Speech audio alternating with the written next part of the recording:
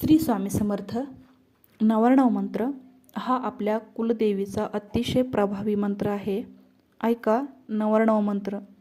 ओम ऐं ह्रीं क्लीं चामुंडाय विच्चे. ओम ऐं ह्रीं क्लीं चामुंडाय विच्चे. ओम ऐं ह्रीं क्लीं चामुंडाय विच्चे.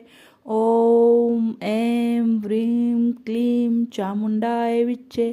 ओम ऐं ह्रीं क्लीं चामुंडाय विच्चे. ओम ऐं ह्रीं क्लीं चामुंडाय विच्चे.